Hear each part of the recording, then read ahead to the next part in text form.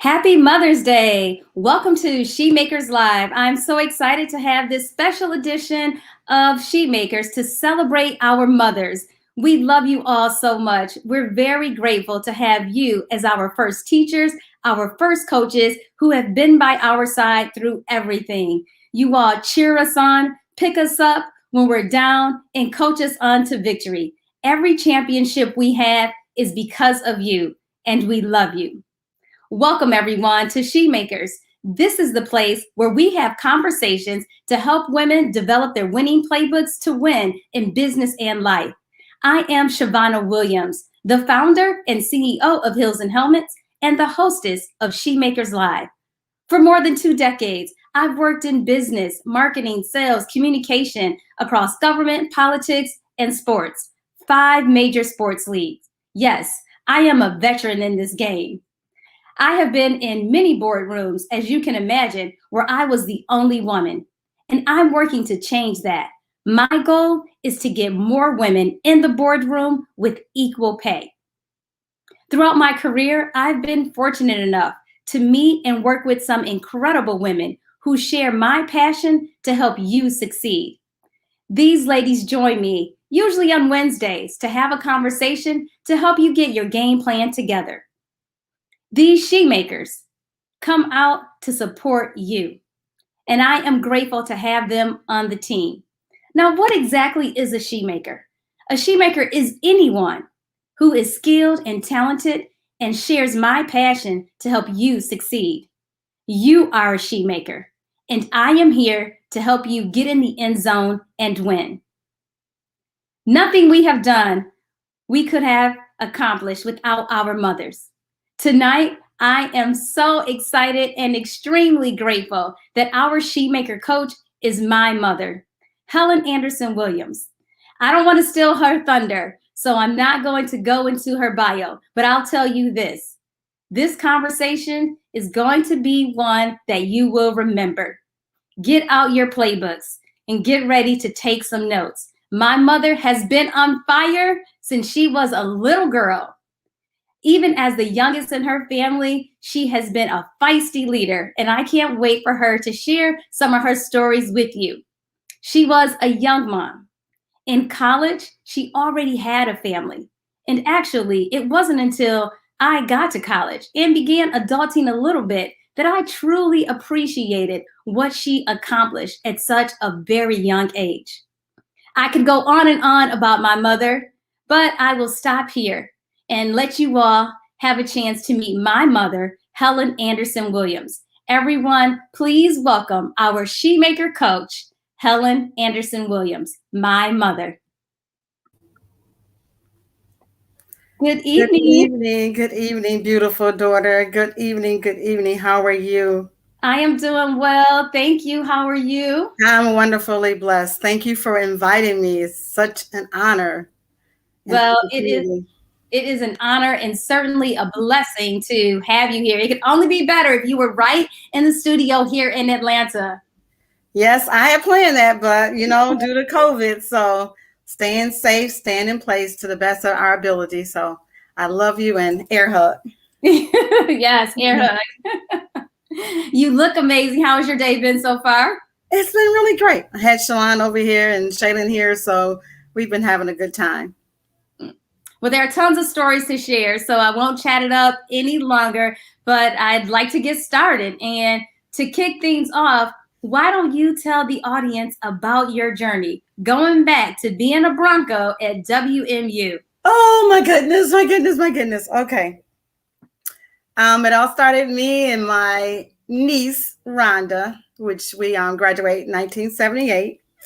And she was Ottawa Hills graduate, and I was a Muskegon Heights graduate. And so we double dated, and we went to the drive-in.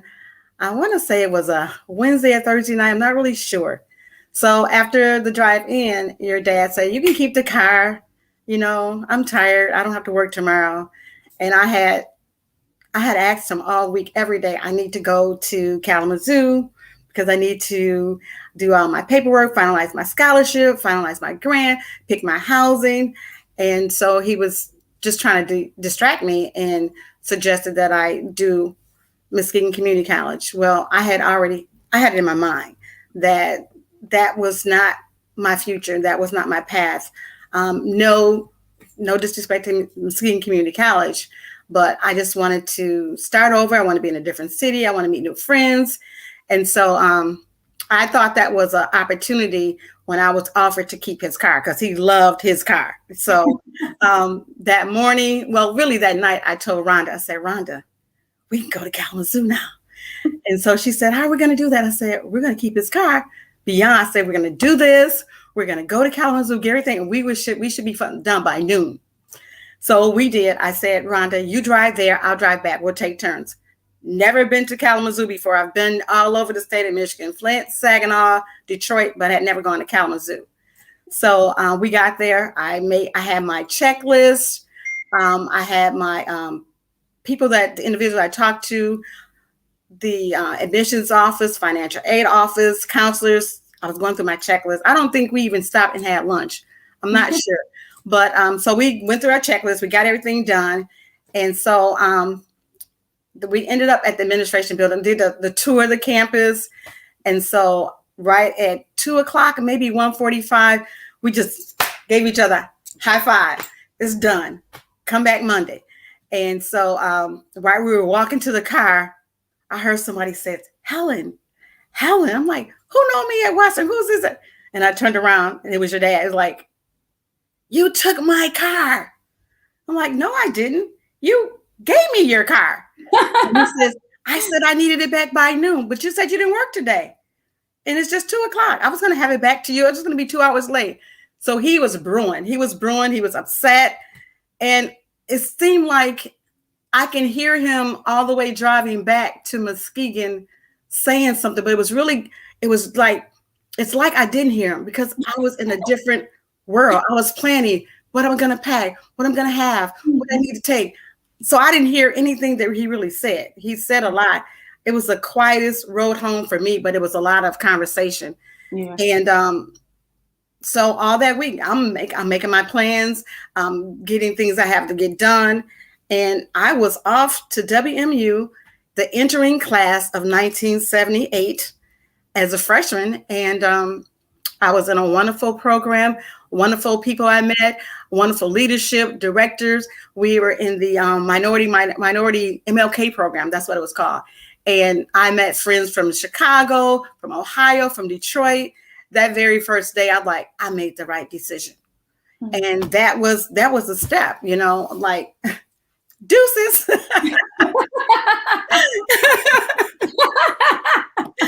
No disrespect, but I just knew that I wasn't going to Howard University.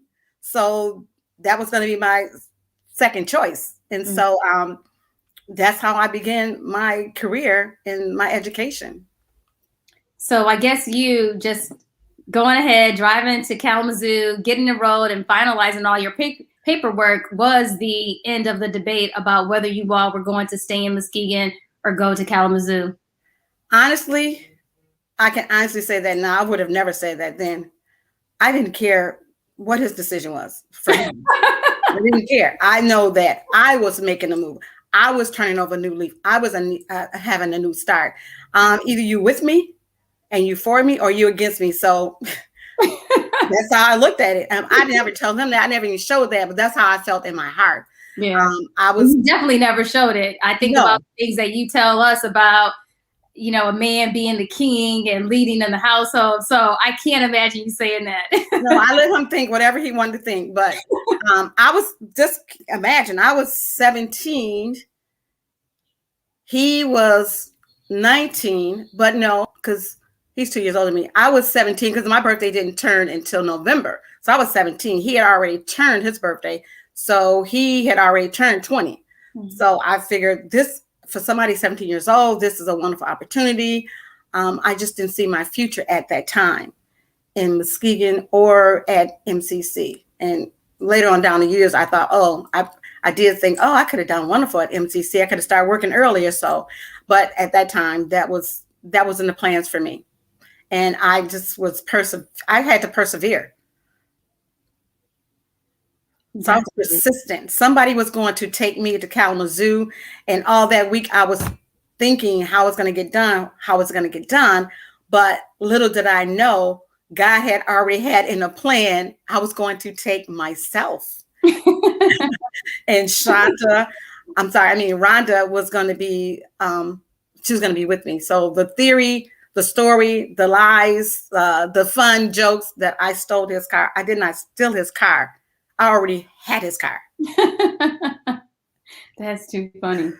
Well, how did Granny feel about all of this? You were her baby, leaving to start college, not too far away, but still away from home with your own family. Oh God, you're making me tell everything. Well, I had my oldest sister was Rhonda's mother. And Rhonda and I were the same age. My niece was 3-4 months older than me. So I was with her for the summer. I was going to be in Grand Rapids with Rhonda for the summer, and I was going to be with my oldest sister for the summer. Rhonda was the only child, so that wasn't rare that I would go over to Grand Rapids and spend some time. So that was that's what I said, that I was in Grand Rapids for the summer. And I actually told my mother in September that I was going to school and I was going to be a student at Western. I said, oh, by the way, I'm already a student because I started already. I cannot believe that you completed an entire semester and Granny didn't even know. Yeah, I did. Having older sisters, somebody had to know something. I always tried, not all the time, but I tried to make sure that at least one of my older sisters knew what I was doing or where I was going. So my mother was much older. There was a big generation gap. She was, I had nieces and nephews my age category. So some things I didn't feel comfortable sharing. And some things I didn't want to say, I didn't want to hear lecture. So that's how that went. This is really interesting, especially considering what happened when I went to Atlanta without a place to live. But I guess that's where I got it from. Sometimes you just find your gut where you're supposed to be. Yeah, it comes back to you when you become a mother. Like I did everything opposite as a mother that my mother did, because my mother was a little lenient because I was the last one. So I did the opposite as a mother. I think one time I could say Shanta said something. We were making reference, your sister Shanta, she said something about her childhood. And she said, well, mother, you rule with an iron fist. And I'm like, huh? What? I was taken back. But looking at what she was saying, I'm like, oh, okay. So I didn't have that flexibility. I didn't know that at that time, but she told me that. So then I'm trying to be the opposite with my grandchildren. I'm like, okay, what do you think is best? What do you want to tell? Let's talk about it. Let's think about it. It was, you do what I say. I was young and I wanted to make sure that at no way, shape, form, or fashion that you would think I'm your sister. I'm going to be friendly. I'm going to love you, but I'm not your sister. So I could have went overboard. I'm not sure. I guess it depends on who you're talking to. Yeah. It depends on who I'm talking to. Well, for you, college was not just about academics and growing socially. It was also about managing a family. What was your game plan and how did you execute it? My game plan was nothing that was written.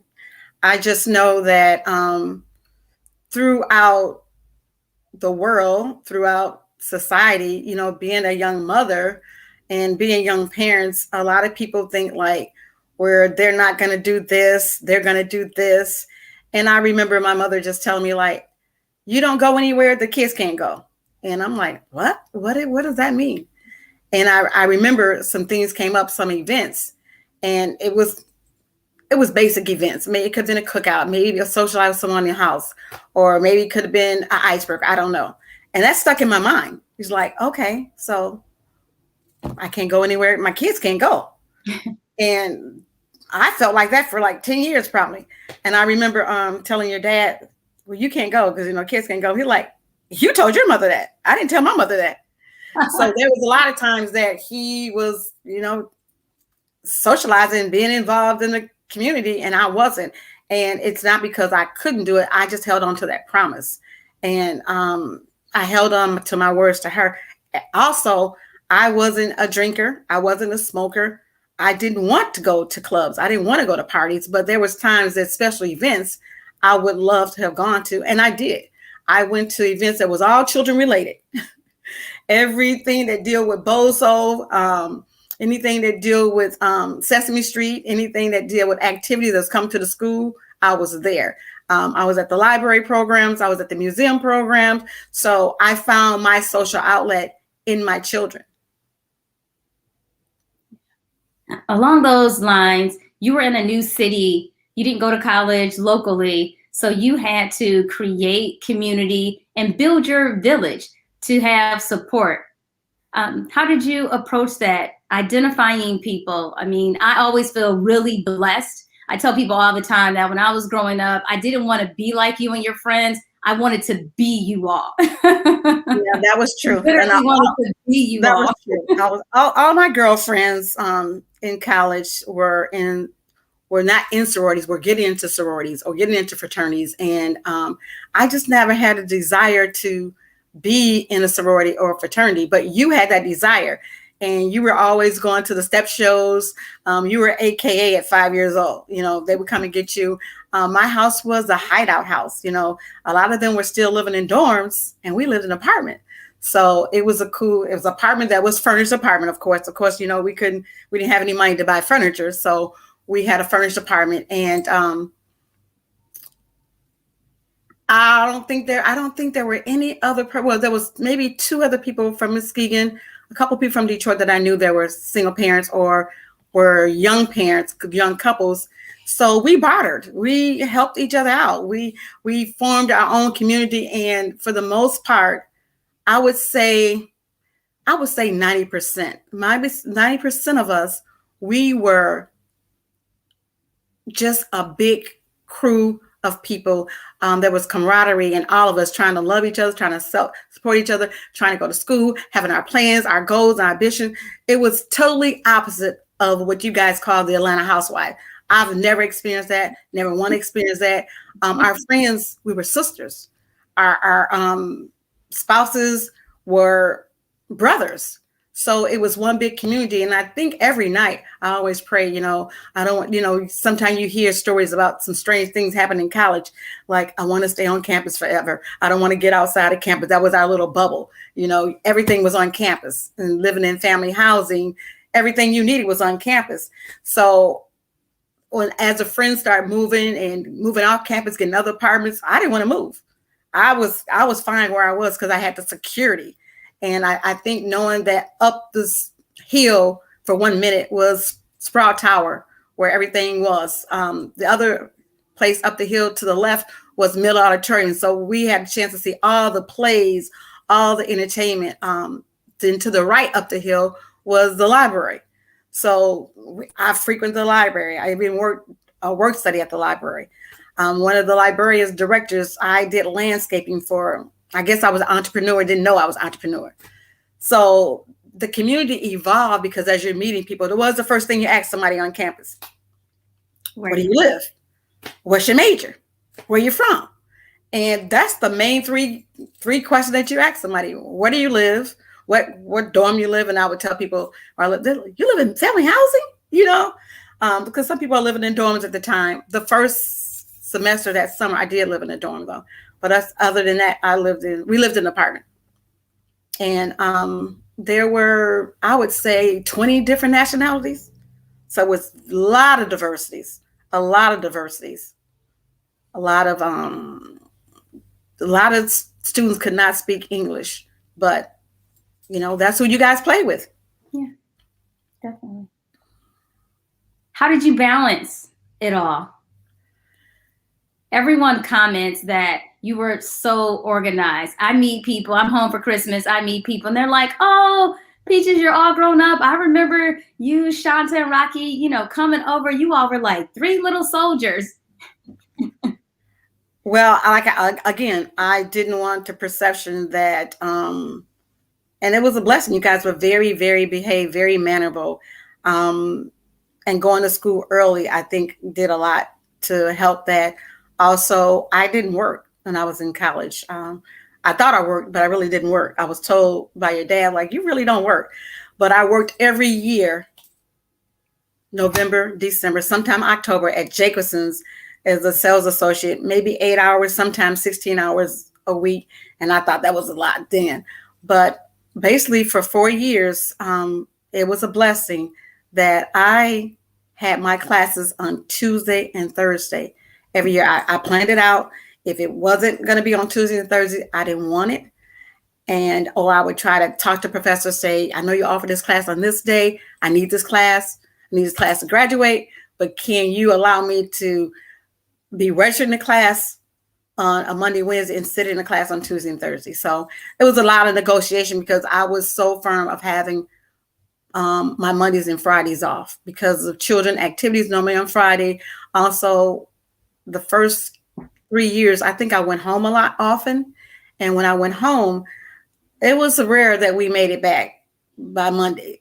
You know, it was very rare. Or if we came back Sunday late, then I was going to be tired. So I just kind of thought that I was being strategic and thinking about what is the outcome if I had a Monday class or a Friday class. And also if I got behind in my homework or assignments, I had all day Monday to do those assignments. So that was, and I remember one of my good friends from grade school who also went to Western, Linda Zachary, we were doing our registration together and she was picking her classes. I was like, wait just a minute. You can't pick a Monday. You got to pick Monday or Friday because I got Tuesday and Thursday because I need you got to be a third or fourth backup. And she looked at me and she's like, what are you talking about? She said, okay. And she did it because we had been friends since kindergarten. But I look back and I'm like, why did I tell her when to take her class, what was best for her? So we laugh about that sometime. So she was on the team too. She was on the team. And one time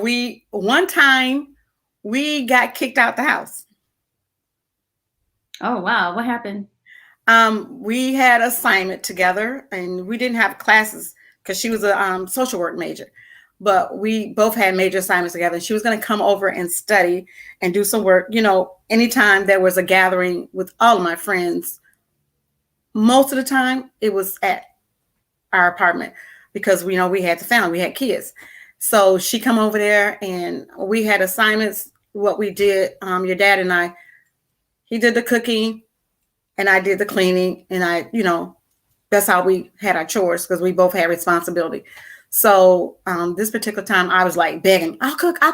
Now, mind you, in college and in my 20s, I'm not ashamed to say, but I was probably ashamed then. I was not the best cook, couldn't cook, didn't care, wasn't embarrassed that I couldn't cook.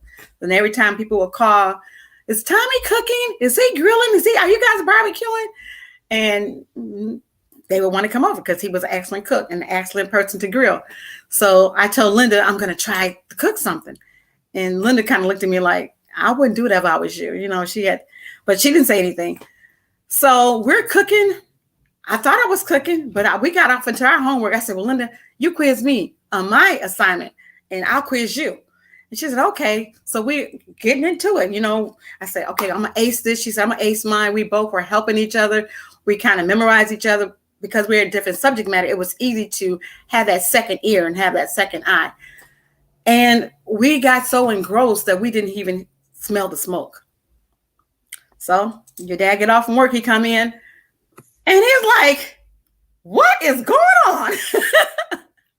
And we looked at him like, what is, he said, the kitchen is smoked up. Then he walked over to the kitchen and he's like, you burned up the food. You burned it up.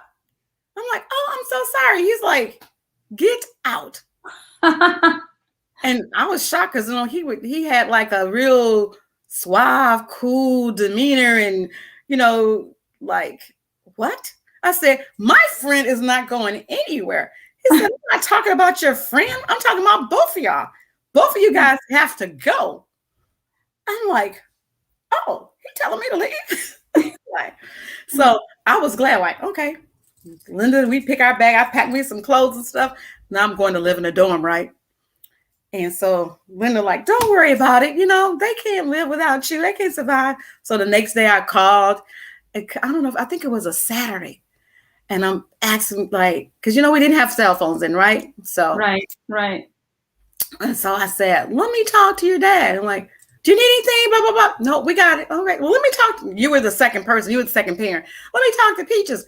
Y'all need anything? She's like, no. I said, oh, Shanta, Rocky, you know, did the same thing I did. You saw me lay out clothes. You saw me iron everything. And I'm like, Linda, they don't need me. She's like, girl, you better take this time and enjoy yourself. You in the dorm, you know.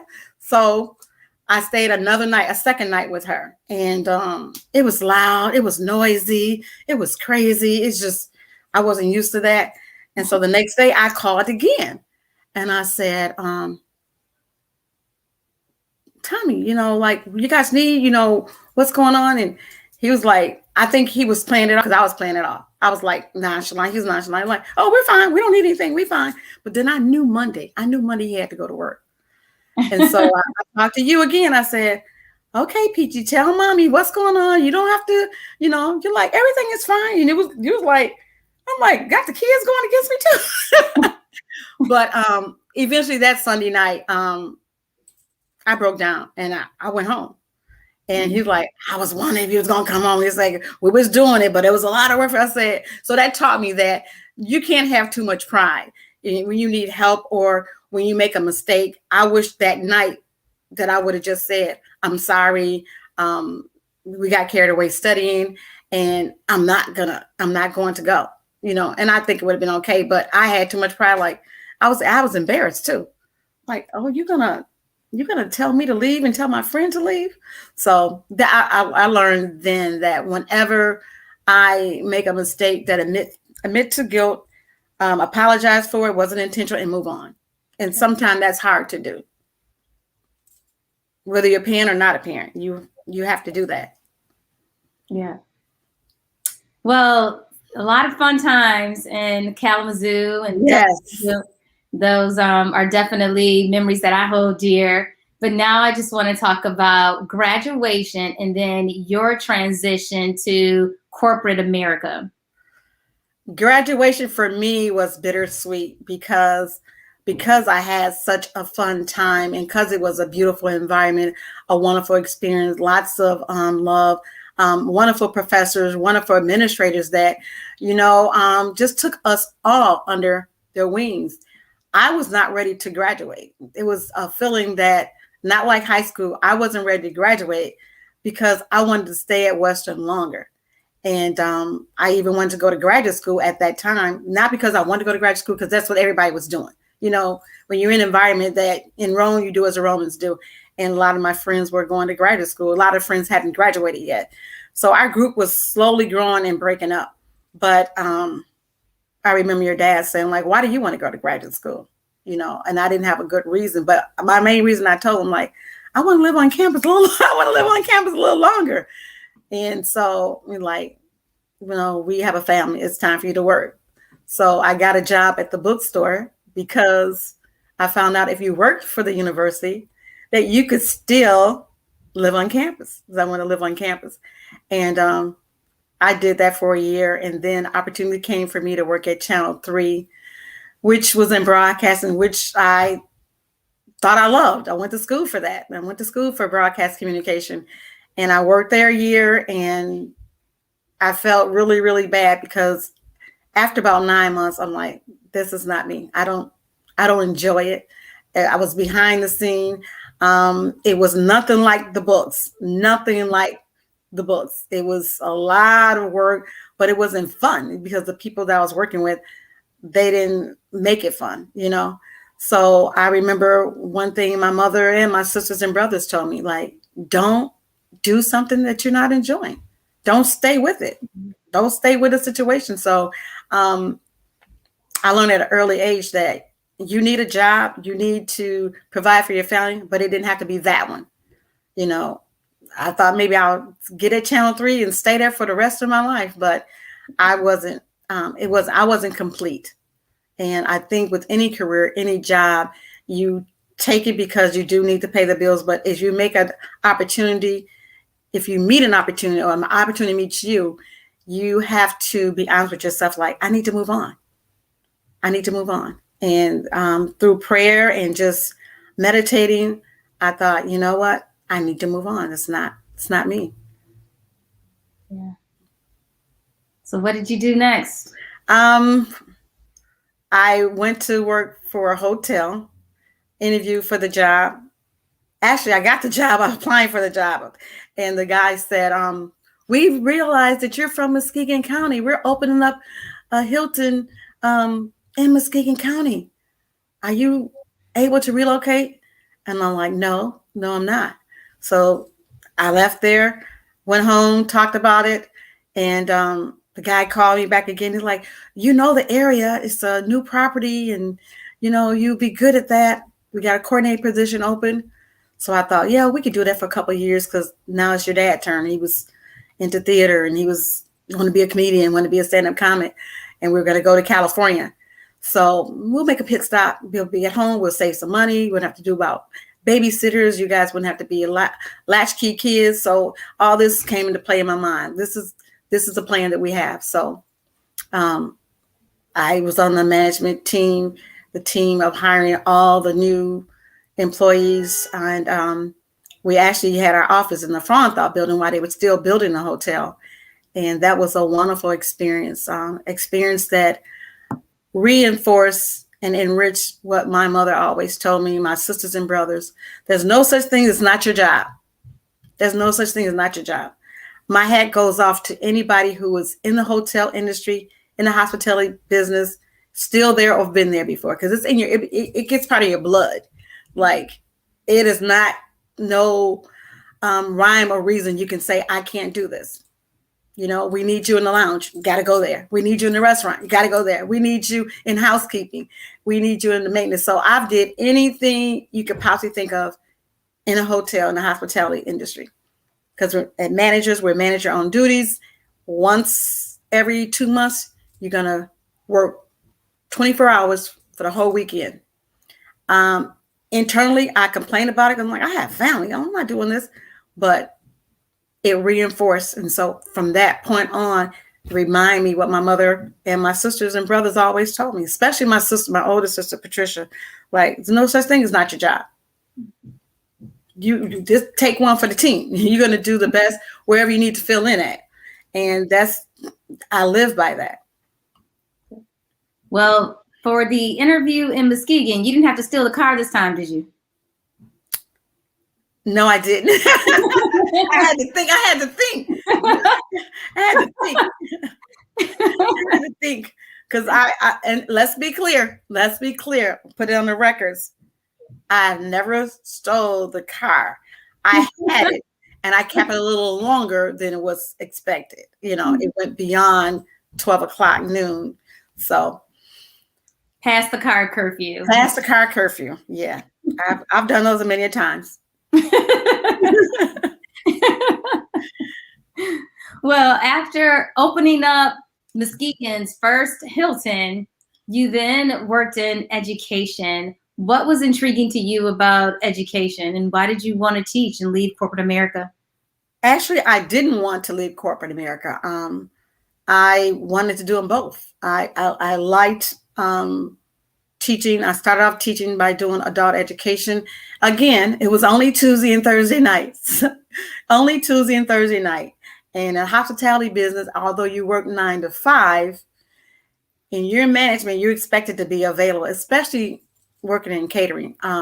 Anytime there's an event, if it's not for a couple of hours, just to make sure the event is going really good, make sure that your guests and your contact person is doing well.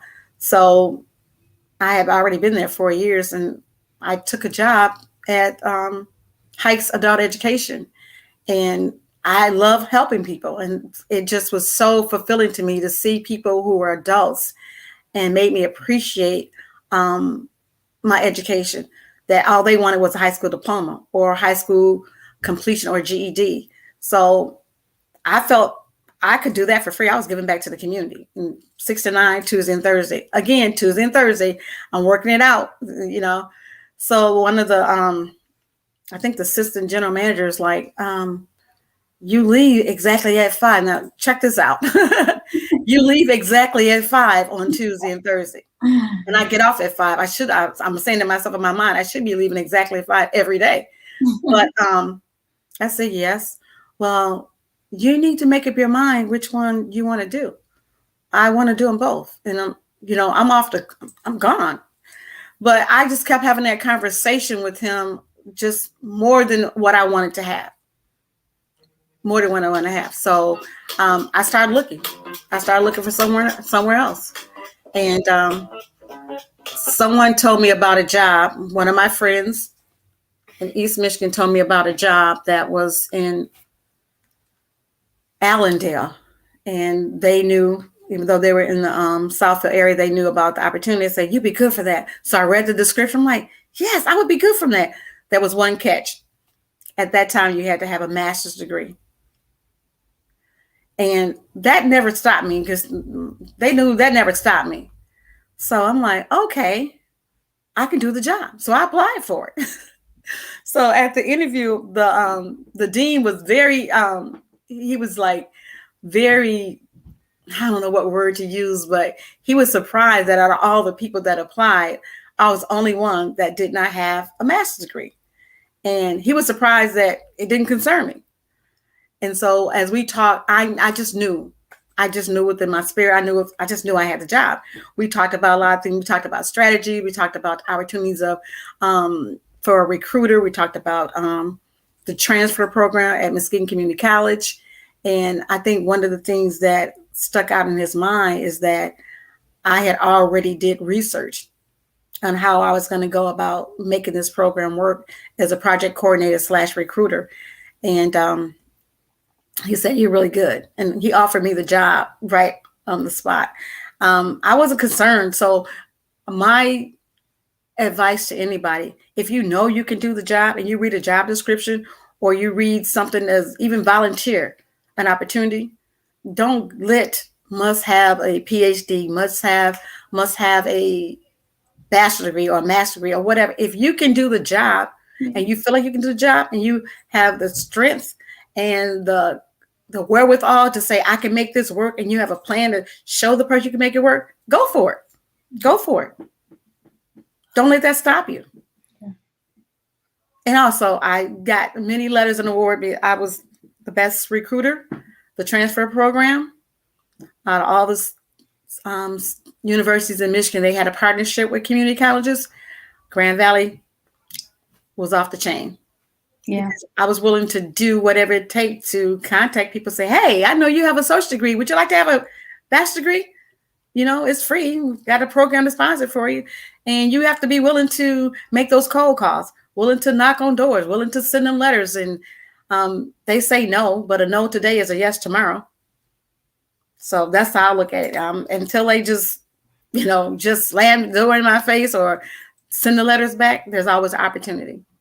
And I've seen people go from being a clerk in a law firm for being a lawyer, all because of that transfer program. So, yeah, several people have mentioned that to me. They consider you the reason why they are in their current career. So it was an excellent program. It really seemed to merge your interest in business, but also in people and helping people. You know, we all joke like, do not tell mother you're interested in something unless you are truly ready to do it, because as soon as you tell her, she's going to have a long list of things for you to do to accomplish that. Yes. One time your brother, we were doing something with West Michigan Christian High School, and it was a program that he was working on. He, of all people, they had to study the different countries in Africa, and he got Madagascar. I was like, got so excited. Jarrell, you got Madagascar. And at that time, that was the movie that came, the cartoon, right? With Jada Pinkett Smith. And so we just aced it. I mean, I was helping him doing the research. And he looked at me one night, it was right late at night. He's like, Mother, I didn't realize you were an overachiever. I said, listen, I'm not an overachiever. I will not accept that from you. I said, you're going to exceed expectation. You're going to put in 120%. That's not an overachiever. You're doing your best. And you need to know this inside and out. So he needed to do a report, make copies for the whole class, do a presentation. And what was that? So that's how I feel about being a recruiter, is that I'm giving you a service, offering you a service, telling you about a resource that can help you. This is not to harm you. This is to help you. And it was like, why wouldn't you want to do it? Why wouldn't you want to do it? And so you learn to have other people in your best interest, because you see the potential in them. You see how they're trying to go on this path, but they just need a little push, a little nugget of a resource here. Like, oh, I didn't know that. And then sometimes when you give them resources, they don't really know how to navigate with that resource. So I was very instrumental, and it comes easy to me. It's not like I know how to do it. It's like it's a gift that I'm given to help people and help them to navigate through something that they really want to do. And I just consider it as a blessing, because there's no degree that you can go to be a recruiter. There's no major to be a college recruiter. So I just felt within my heart, I wanted to give what I was given. When I went to Western, I had good programs, good people that talked to me while I was in high school.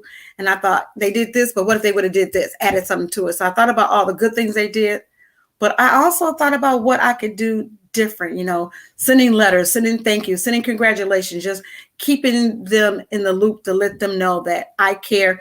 I'm not going to be like, the sales rep that sells you an insurance, then you don't see them again. Then 5 years later, you have a claims like they're totally different. Like, that sales rep was really friendly to me, but they reel you in, then they don't stay with you. So I wanted to be that recruiter that stuck with them all the way to the end and see them through, because you're passing them on, but still you're the one that got them to that company. You're the one that engaged with them from the very beginning. You were that face. So you just can't fall off and say, bye-bye, Yeah.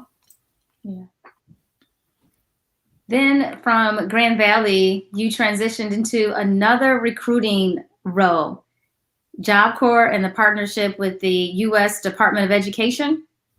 Yes, that was a wonderful transition. A lot of my colleagues like, that doesn't make any sense. You're leaving a university for a Job Corps, a dropout school. But what they didn't know, I wasn't looking at the title. I was looking at the people that I could serve. These were people between individuals, great, beautiful, handsome young people between the age of 16 to 23 that had, I'm not going to say dropout, because I don't like that word. I don't like that word. They were non-completers. And a non-completer is somebody who stopped. It was a temporary stop.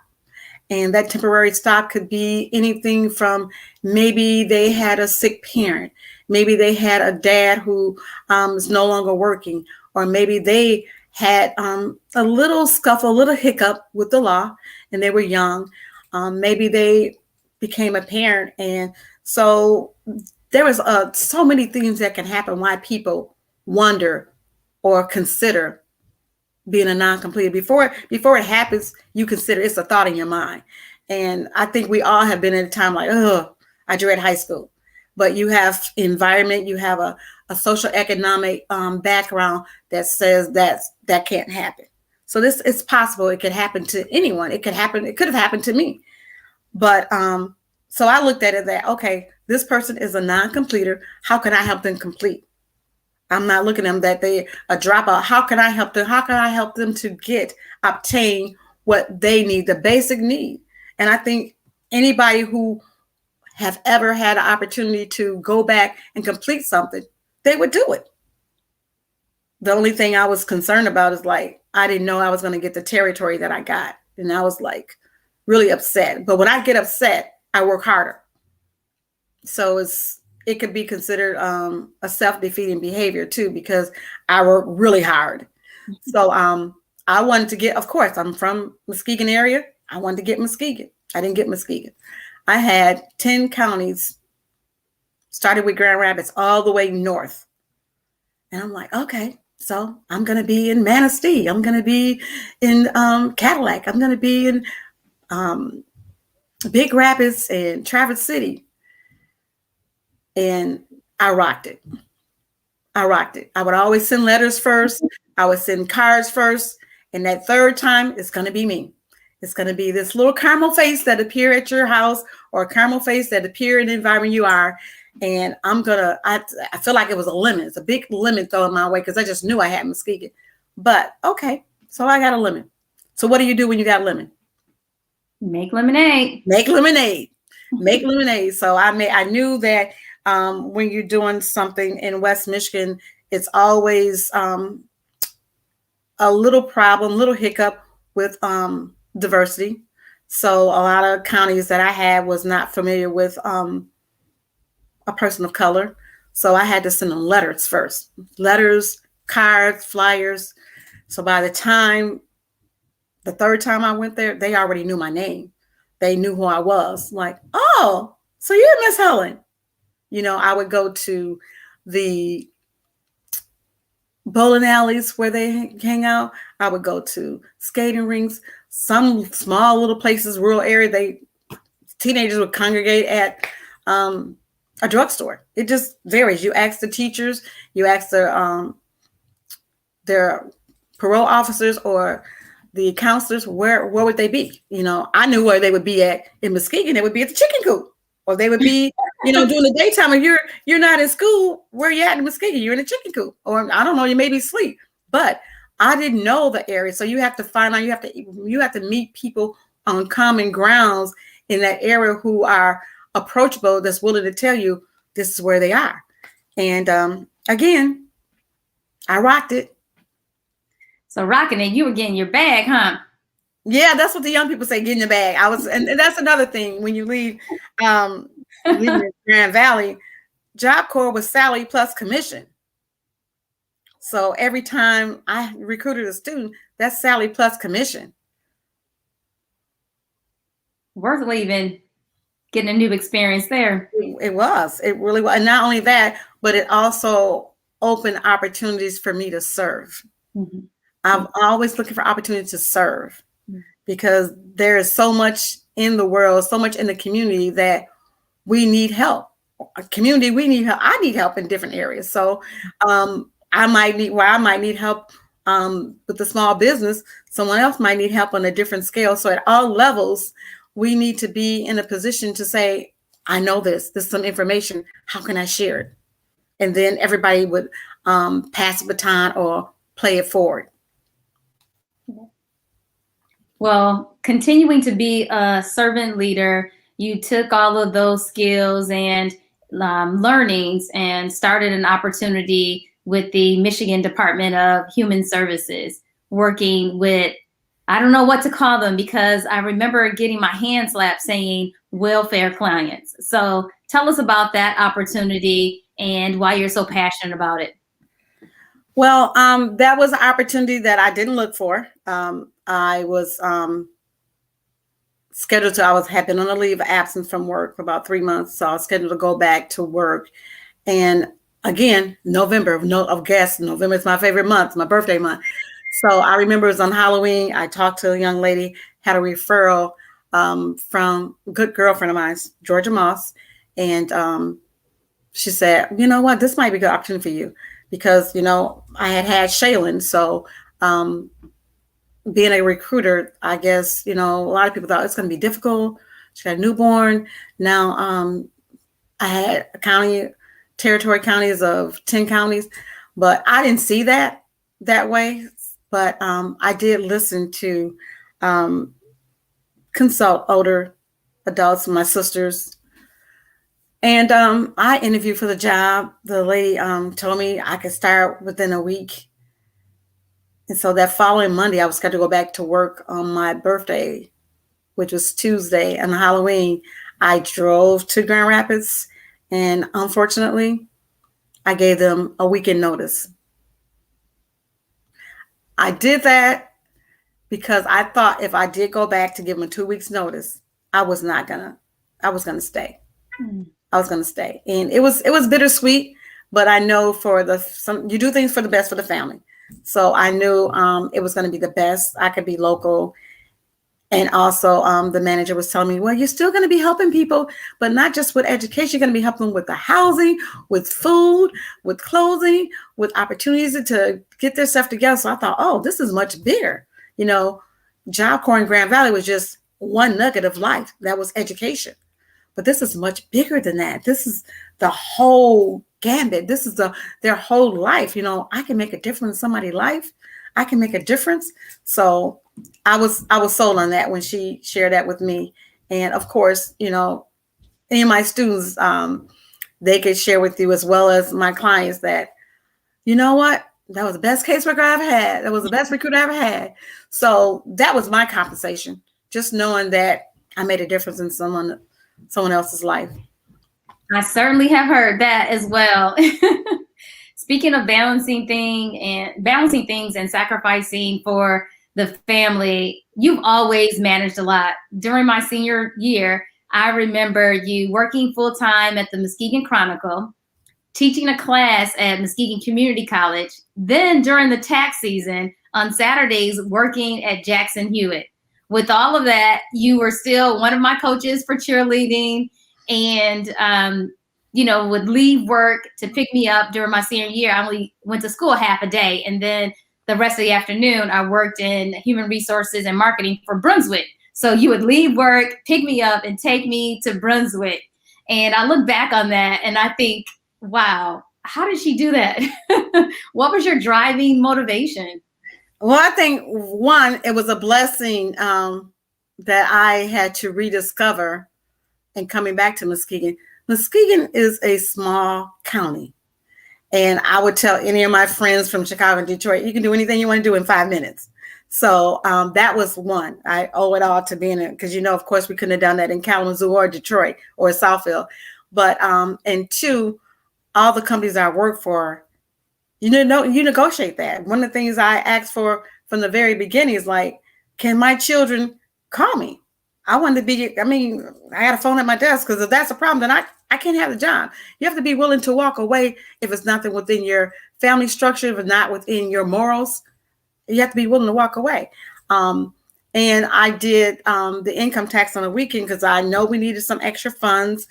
And you were high school senior working too. But also, I wanted to be able to say, you know, if someone needed something, a friend or a neighbor or something, that you have to have extra funds available to be able to help someone else to make a difference.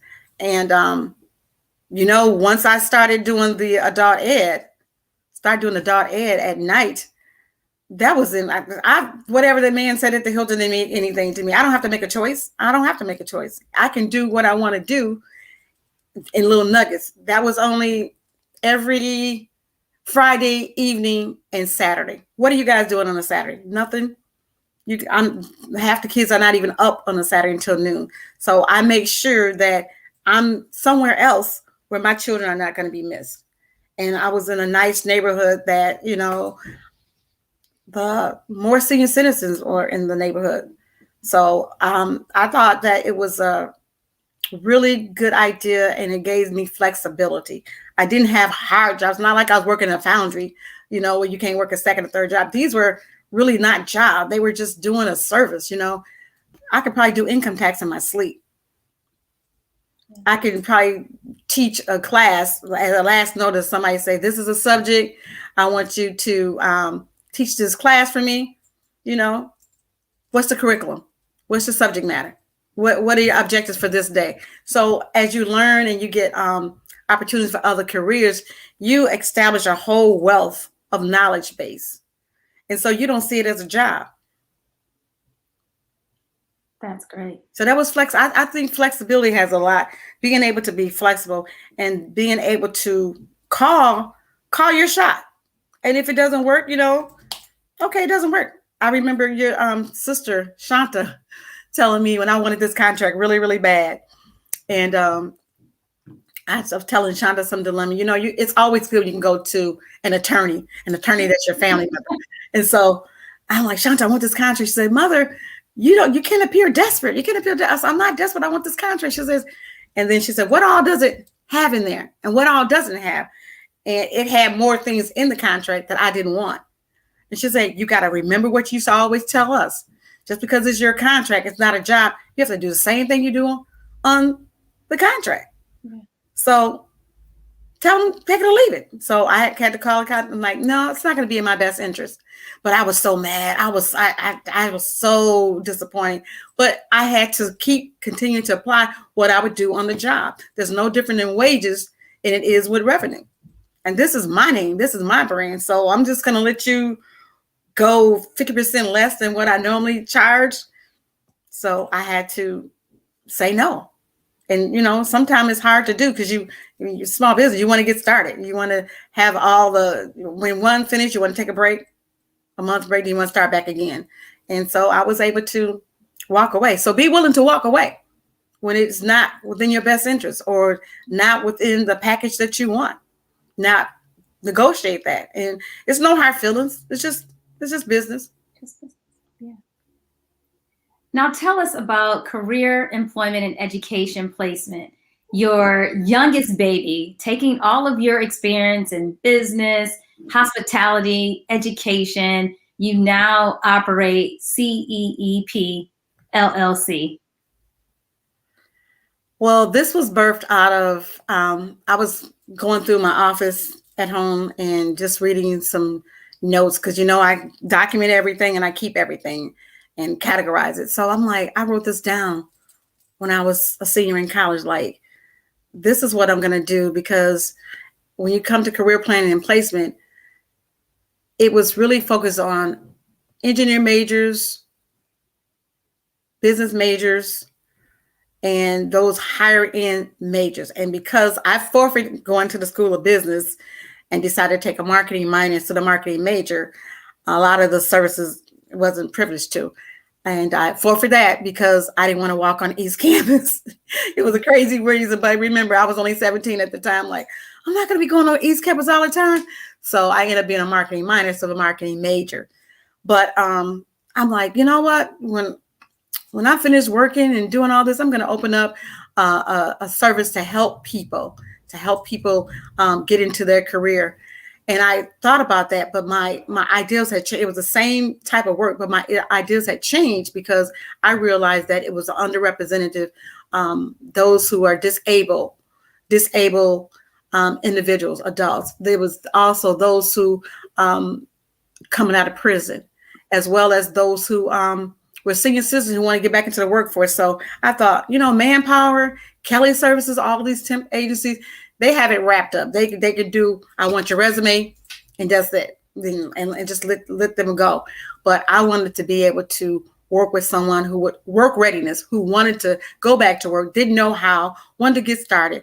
So I'm working on that as a foundation, as a nonprofit. But the LLC actually is I go into companies and help their human resource department, anything they have to do from recruitment to professional development, improvement plans, training, everything except staff benefits. Because, you know, once I did accounting with the income tax, I could do it, but that's not my love. That's not my favorite of the HR arm. And so that part of the LLC pays for the foundation. But right now I'm in the process of writing for some grants and writing for some opportunities to work with the prison reentry and those who are underrepresented population. So tell everyone, can they connect with you on LinkedIn to learn more about CEEP LLC? They will be able to contact me on LinkedIn starting in July. My website is under construction right now. I'm not really fast forward with it because I'm doing everything delicate. I'm doing new ATSs. I'm doing new services that I have, you know, for its constant contact. All the new services, I'm changing them because I let go ADP and Bamboo HR let me go because once you suspend it, it's like they come back like, oh, this is 4 times more than it was 3 years ago. So yeah, I'm in the process of getting all the services lined up and also my webpage. Yeah, so we are excited and looking forward to the relaunch of CEEP. 7 is one of her favorite numbers, so you all save the date for 7/7, July 7th, for the launch of the new website. Yes, yes. And I believe all of the jobs, all of the opportunities, all the careers have really prepared me. to just really fly with CEEP Agency. And I just think about, I have put in the work. I've put in come early, stay late, work through lunch. I don't smoke, so I never had cigarette breaks. And I did it for somebody else. So now it's time for me to like put all that time into CEEP is my baby. All the kids are on their own, self-sufficient, doing well. Praise God. And I support the grandchildren whenever I can, opportunity, but I have a new baby. And I feel like that there was once, we all go through the whole life cycle of like a caterpillar. And then you become a chrysalis. And then from there, you become the butterfly. And we make choices to determine how long we're going to be that chrysalis, how long we're going to stand and, you know, be in that cocoon. The chrysalis is there and it's developing you. And if you make a mistake, and I used to always tell you guys that I can't cut open the chrysalis because I'm trying to help you. If I overstep my bounds, which, you know, I guess I've done from time to time. You overstep your bound, you handicap your kids. You make them too reliant on you. And I didn't want you guys to be reliant on me. I wanted you guys to be self-sufficient. I want you guys to be independent, but I also, guys, wanted you to serve the community and help other people when you can, you know, help your friends, help a neighbor. I remember when Shanta was, she wanted to work so bad. She had so much excitement that she wanted to work. You were working and Rocky was working and still in high school. You guys are doing very good. And Shanta wanted to work, but she wasn't old enough. So she kind of reminded me of myself. I don't know if I knew she did it. I don't think I knew, but I think she told me afterwards. I'm like, yeah. But she worked in the 9th grade. She wasn't of age yet. And so she changed the date. She had the same date of her birthday, but it's changed the year. And she was working a part-time job, 20 hours a week in the 9th grade. And from there, I think she went to Arby's, but she started her career path early on in high school. Same as you. I think you started, what was that? MC Fast? Mm-hmm. Burger Chef place on the corner of, was it Laketon and Getty? Yeah.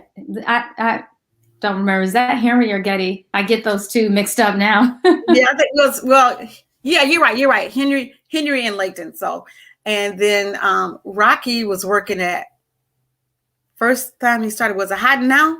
Mm-hmm. He started Hot Now, and then he left there and went to Plum. So it was always a work ethic that, you know what, if you want some designer stuff, you know, I never believed in designer stuff, you know. We didn't believe in it, but we always had it. You had it because I worked at Jacobson's. Right. Yeah. 20% off. And then I didn't even know. I mean, who cares? I mean, I'm not a materialistic thing, so who cares? Oh, I didn't care. And I just remember they always say, always shop in February. In January, you get all that stuff, shop all season. And then always shop in the summertime. In July and August, you get the summer stuff all season. So that's the way I shopped, you know.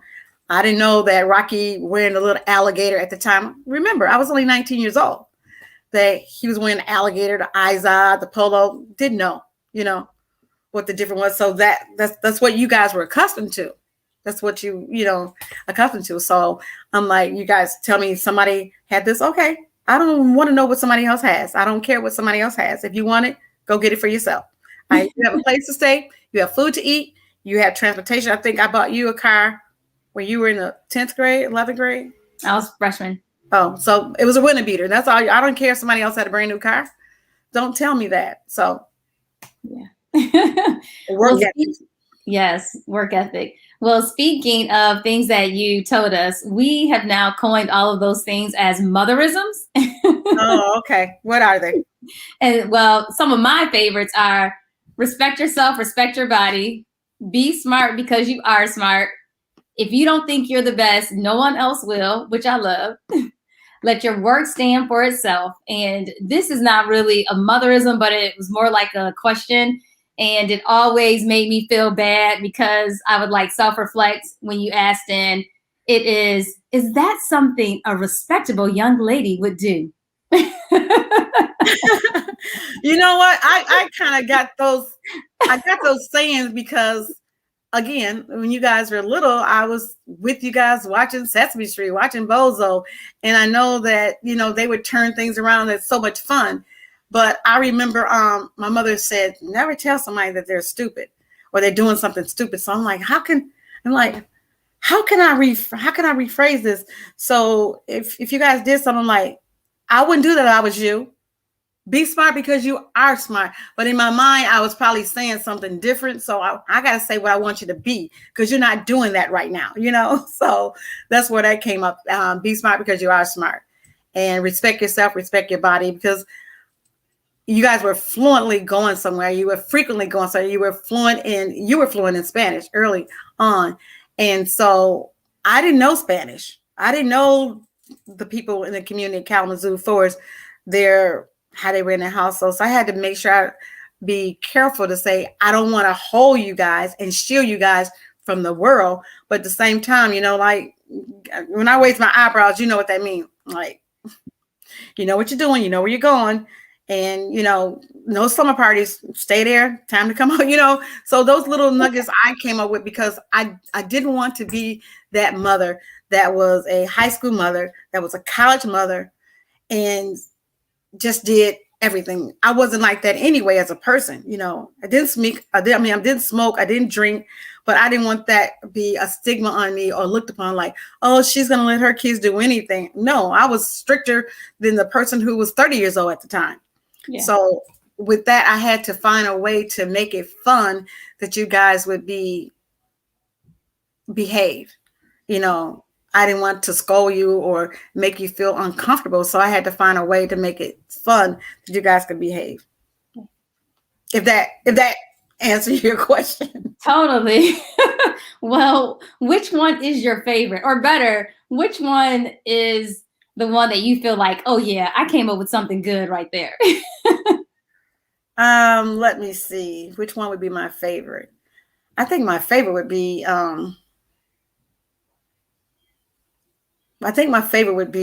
one that I use right now, always with my grandchildren as well. Is like, when they want to rush you, and I don't like being rushed. And are we done yet? Are we there yet? I say almost. And then we just start making a song. So by the time it's going by, because you're trying to cook dinner or cook lunch, or at the same time I'm maybe even trying to mop or something. They're waiting, like, are we done yet? Guys used to say that, are we done yet? And I'm like, almost. And then they're like, how? What's almost? I'm like, almost. They say it 3 times. Then they say, what is that? Then I'll say it 4 times. Almost. Then they start playing a game with it. So I try to find things that can make them have fun, but also learn at the same time. Like, I'm in charge. Let's make that clear. And also, I'm gonna love you. I'm gonna give you my best and give you my all, but you're gonna be patient, and you're gonna respect me, and you're gonna respect yourself. So no temper tantrums here. That is too funny. Well, we have some special messages for you. Oh, so wow. I'd like to play those right now.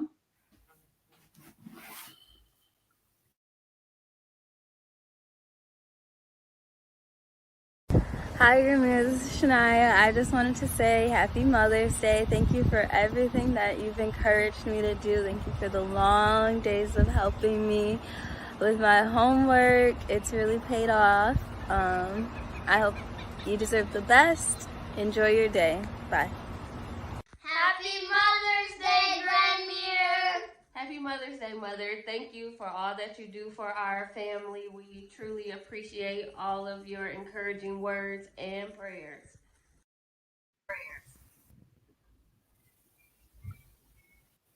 Oh my goodness.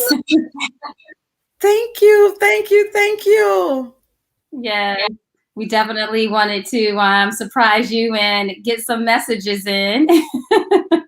I was really surprised because Shalon was here earlier, and she kept trying to rush to do things. Like, what are you rushing for? What are you rushing for? wow. So she was trying to get back down the street home to do that. Oh wow. Yeah. Not too bad. That's too funny. So, Mother, I always boast on you, as you know, especially once I became an adult. Like I said, I look back and I'm like, whatever I'm doing, it's really not a big deal. My mother did all of this with children and a husband. Starting a family is a big decision. And for a lot of women, especially once they start their careers, they feel a lot of pressure to start families and then also feel convicted about continuing with their career once they are a mom.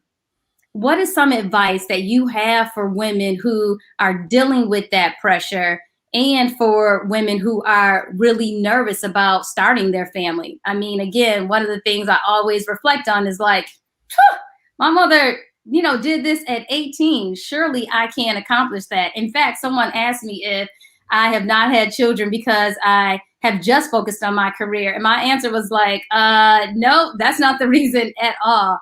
Because of my mother and the example I have of her managing family and career and getting through it all, even as a young mother, I never saw family as a barrier to my career or having a career as a barrier to family. Can you share some advice? Well, one of the things I would say is that being young and being in being young and being in a new environment, because Kalamazoo was a new environment for me. And I met other parents. Half of them was non-speaking English, but I met other parents, met friends through you guys. Yeah. I met, that was part of my village. So I didn't have any brothers or sisters there. I didn't have no relatives there, period. At one time, Tommy's dad was there, but that was short-lived. So I would say, make sure that you surround yourself around positive people. Surround yourself around people that you can learn from, but at the same time, make sure that you're willing to teach others as you grow, as you learn, as you move up the social ladder, whether it's church, whether it's your job or volunteer in the community. Be willing to pass that torch, because I'm not going to be always in a position that I'm going to be out there in the trenches. I'm looking forward to you guys, you, Shanta, Rocky, Jarrell, my grandchildren, AJ, Shalon. I'm looking forward to you guys to give back to the community, to do something with people that you don't even know. Be willing to do that. And so I would say everybody is different. What works for me is not going to work for everybody. So know what works for you. If you love to travel a lot, if you love to go out a lot, I would say 30. I always told you guys the best age of you, because I know you guys like to go and travel. You guys was in every activity that could possibly be for teenagers, every activity in college. So maybe look at 30. If you don't have any desires to just really go and do a lot of things, early 20s would be possible. But make sure that you know yourself, what your capacity is, what your temperament is. I mean, some people have a short fuse. The least little thing a kid asks a question, they're upset, they're agitated. Know your temperament. And every individual has a different level of tolerance. I have a high level of tolerance when it comes to children. I have a high level of tolerance for those who don't know, like a special need adult or a special need person. What I have a low tolerance at is someone who know what they're doing, an adult who is very capable of making the right decision. So if you have a low tolerance of children, I would err in caution to rethink that. If you are not sure if you're going to be living in the area you're living in now, you think you're going to be traveling or relocating, reconsider that as well. And there's nothing wrong with being a good aunt, which you are.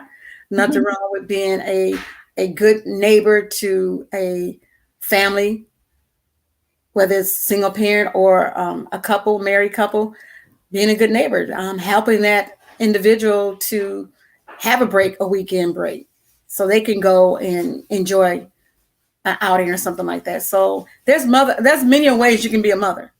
And I applaud, my hat goes off to anyone who wants to be a mother, but rethink what it is you put into, because it's 100%. And once you become a mother, you're never going to be first. I share that with you guys all the time. Think about it. You become second for the rest of your life. And you think that it's easy because they're grown, they're out of college, they're doing well. There's a support system that they need, that same support system that I needed.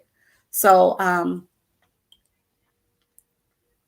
think long and hard, but if it happens, make sure that you're willing to give your all and know that you're going to be second for the rest of your life. Actually, third. I was going to say third. Because first is going to be God, and the second become that child, and you're going to be third for the rest of your life. It's not like a babysitter. It's not like a great aunt. It's not like a godmother. You're it. 24/7. 24/7. And, find a way to do it and have fun, And if you burnt out, be willing to tell a grandmother or aunt or uncle or neighbor or your best friend. That was a blessing to me. So many of my friends in college didn't have children. So you guys were the campus children, Right. And that I couldn't have done it without Kim Fisher, Linda Zachary, Deborah Moore, Tammy Gilliard, without Carmen Lydia, without her sisters, and the list go on and on and on, without Fawn. I just couldn't have done it without the support mechanism and the willingness. It's not like there's a time that I would never ask because I was so young, I didn't know to ask. And, I still had part of my family with me, like, don't ask no strangers. And these are new people with strangers. But I think within maybe 6 months, maybe to a year, I threw that out the window. Like, hey, I'm here. I'm in Muskegon. This is my family. This is my Western. This is my family. So, and to this day, we're still family. Yeah. Well, with that, I have another surprise for you.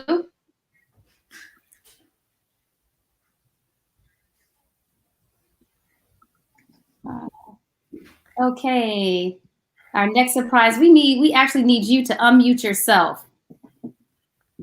Me? No. Oh. Hang on. Hello. Hi.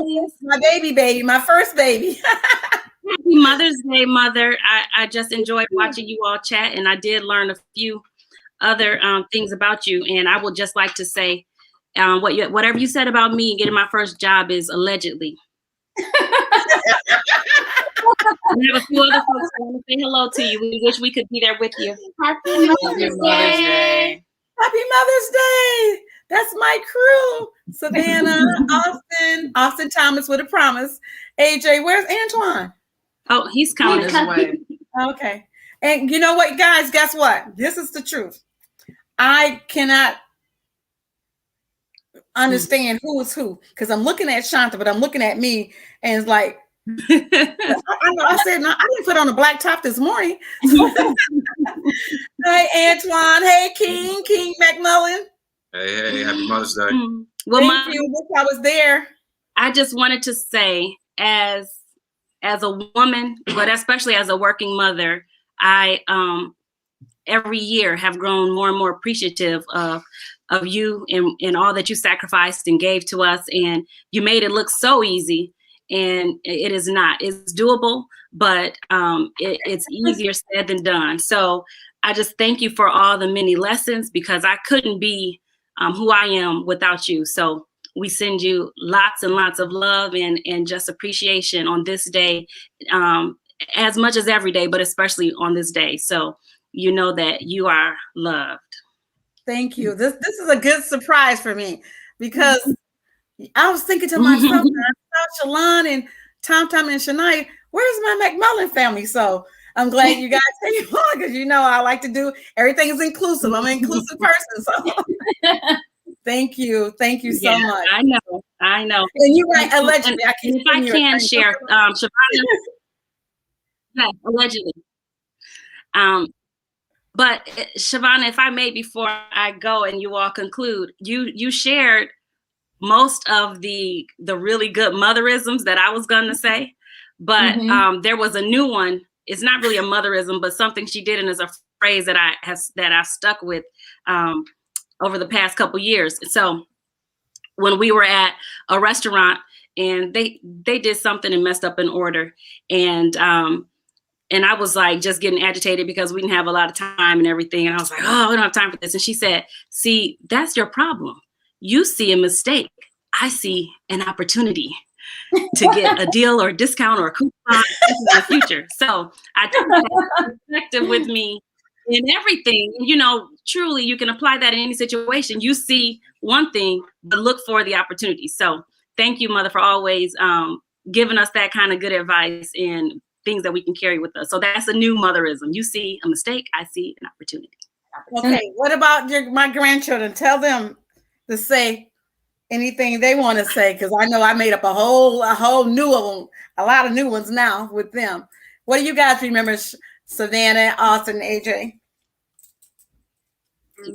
Any saying that you remember that Lemire taught you? I do. Okay. I'm almost 60 years old. I think I know what I'm doing. That's the one. When they try to, you know how grandkids like, you know, okay, let me tell you something, kids. Thank you guys. Love you guys. Miss you. We love you. Love you. Thank you. Bye. Happy Mother's Day, Shanta. Thank you. Happy Mother's Day. Okay. Oh, that is so wonderful, Peaches. Thank you so much. You're welcome. And I'm going to go back over to your video from I call them the Leahy Jr. crew one more time, because I did not.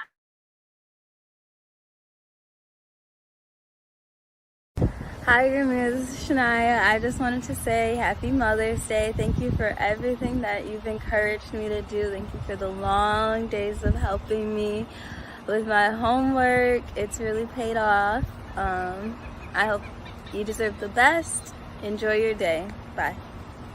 Happy Mother's Day, Grandmere. Happy Mother's Day, Mother. Thank you for all that you do for our family. We truly appreciate all of your encouraging words and prayers. Lovely. Thank you. You're welcome. How do you feel? I feel great. I feel blessed and highly favored. That's one of my sayings too, right? Yes. And you certainly are. Again, Mother, I appreciate you. I feel so blessed to have had you as my very first role model. I love you, and thank you for coming on SHEMAKERS. Thank you for the invitation. Although I wanted to do 2022, you said you got to do it this year. So I'm happy that you invited me, and I appreciate it. You're welcome. As you were talking about how you often thought about what the perception of you would be as a young mother, and wanted to make sure that no one ever had any negative thoughts in your discipline or behavior or thought poorly of your children. I remember when Shanta graduated from Michigan, we were home and we met one of Daddy's friends, and he was like, oh my gosh, you have 2 Michigan grads? Like, I can hear Tommy boasting right now. Yeah. Then someone overheard that and said, you have 2 girls that graduated from Michigan? I did not think of it as a big deal. Neither did I. I really did not think of it as a big deal. But as I have grown and even hear you say that there are people who have negative impressions or perceptions about young parents, and the stigma that comes along with it, I'm like, wow, I guess that is really impressive. But for me, it was just the norm. So thank you for setting the bar so high that what is truly incredible is just the norm for us. Yes, it is. And also, shout out to mothers before me that may not be mentioned or we may not even know about. But I think all throughout America, There has been African American women. There has been Caucasian women. There has been Hispanic women who has done the just great things that they, we didn't have a lot of social media, and if you didn't live in a big city, you didn't get newswork. But I got like a history book of women who were very, very successful, who succeeded against the odds, going all the way back to 1910. So there were women before me. There are going to be women after me. And my hat goes off to all of them, those known and those who are unknown. Well, of course, you are one of our biggest supporters. So you know that I cannot let you leave SHEMAKERS without asking you to complete some sentences. Okay. Are you ready? Yeah. Okay. The first sentence is, the documentary about my life will be titled.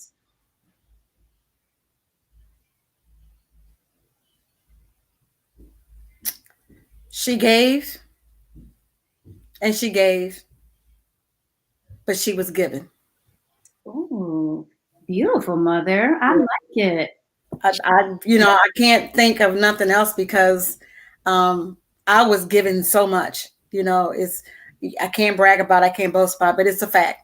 Being the youngest of my family, I had a wealth of opportunities. I had a wealth of things that my older brothers and sisters wanted to make sure, especially my sister Patricia, wanted to make sure that I was given the best, So I cannot complain about anything in my childhood, because they made a way. And I just can't appreciate them enough. I can't thank them enough. I can't give them enough, because when they moved here, I was just 9 months old. And my father died when I was a month old. So, I never knew, and I hear stories now. I've heard stories recently from my oldest brother, the things that the transition they had to make once my father died. So I gave, but I was given. Wonderful. So many opportunities. Okay, second sentence. I love everyone, but you will see Mama Bear come out if this happens. I love everyone, but you will see Mama Bear come out if this happened. If someone violated a senior citizen, a child, a disabled individual, and my grandchildren. Okay, and final statement. My go-to song, poem, or scripture for inspiration is this. My go-to, I have several scriptures. I would say Psalms 4, Psalms 23, and 2 Corinthians 8, the gift, the grace of giving. Goes along well with the title of your documentary. And also my favorite quote. Did you say or song or quote? What did you say? I said song, poem, or scripture, but anything you'd like to share, your go-to for inspiration. Two things. My go-to for a quote was Martin Luther King. And when I won't say the whole quote, but you guys can finish it out, look it up on Google. It is, if you're called to be a street sweeper, you be the best street sweeper you can be. And then he goes on to say, like Michelangelo, Yeah. The other one is George Washington Carver. How far you go in life depends on how you treat people. And he talks about you have to be considerate of the old, considerate of the young, considerate of the meek and humble, because one day you would have been of all those things. So those are my inspirational quotes. Well, thank you. Okay, to close us out, why don't you tell the SHEMAKERS listening this evening what is the most essential note that you want to make sure they put in their playbooks to win in business and life? The most essential note is to be humble. Be humble in any capacity. You heard about the different careers and jobs that I obtained, but what you didn't hear about, because too much time, there were in between jobs, second jobs, third jobs, that were projects helping people that were non-paying projects, because I was willing to help and be humble. And those projects led to paying opportunities. Be willing to give of yourself and be willing to learn. If someone sees something in you and they think you can do the job or the project, if they say they think you can do it, then be willing to learn on the job or research that weekend all about that opportunity so you're ready for Monday. Sometimes opportunities don't come because you have a PhD, because you finished this certificate, because you finished this program. It comes because right where you are, the rawness, authentic self is what that individual, what that company wants they see in you. You can, anything is going to be teachable. You can learn the job. You can learn the craft, but be willing to accept and be humble and give back. Thank you. Well, I hope you enjoyed being on SHEMAKERS this evening. I know this is the first of many. We'll definitely have to have you come back and share your new website and all of the good things coming out of CEEP Agency, LLC. I'm really excited for you and proud of you. So thank you, Mother. And again, happy Mother's Day. Look forward to seeing you in the A soon. Yes, thank you for having me. Thank you for the invitation. And because of you, I got a haircut today. So I'm glad of that. So my haircut, so Shelly cut my hair. So I hope you like the haircut. It does. I do. It looks good. Thank you. Have a blessed day. Thank you. Bye-bye. Bye-bye. Love you too. Happy Mother's Day again, everyone. Thank you for joining me and my mother this evening. I hope you all enjoyed the conversation. Please celebrate your mothers. Tell them how much you appreciate them and give them their flowers now. I just had such a good time, and I hope you all did as well. We are all so grateful to have mothers. So I want to, again, thank you all for joining me. I thank all of the women who have poured motherly love into me, from my village of aunts and godmothers, grandmothers, god-grandmothers, surrogate moms, and teachers and coaches and academic advisors. Thank you so much. Everything I have accomplished is because of you, and I love you. Speaking of academic advisors, later this week, SHEMAKERS will return to Wednesday evening, and our guest this Wednesday will be my college academic advisor, Shelly Kovacs. Shelly Kovacs is what I refer to as my Michigan mom. She was my academic advisor in college, and then shortly after I became an alum of the University of Michigan, she was the director of alumni relations. So I began working with her closely again. Shelly is now an author and consultant, the owner of Kovacs Connections, College Transitioning Coaching. She is also the author of College Knowledge for the Student Athlete. Shelly has worked with professional athletes who matriculated at Michigan, including Charles Woodson and Trey Burke, and even Juwan Howard, who was back in Ann Arbor as the head men's basketball coach. She has a wealth of knowledge, so I'm excited to have her on this Wednesday, back at our normal time, 7:30 p.m. ET. I have some really fun news to share. We are going back on the green to drive women to success. June is Women's Golf Month, and we will be returning to hosting our teas. That is the golf clinic and lunch. So save the date. Here in Atlanta, we'll be having our peach tea on June 5th.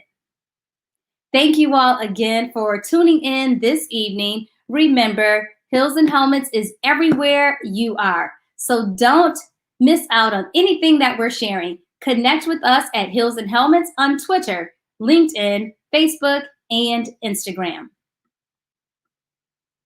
Be sure to subscribe so you do not miss out on any of our live episodes or on the discounts to our upcoming events. Visit hillsandhelmets.com and join the huddle.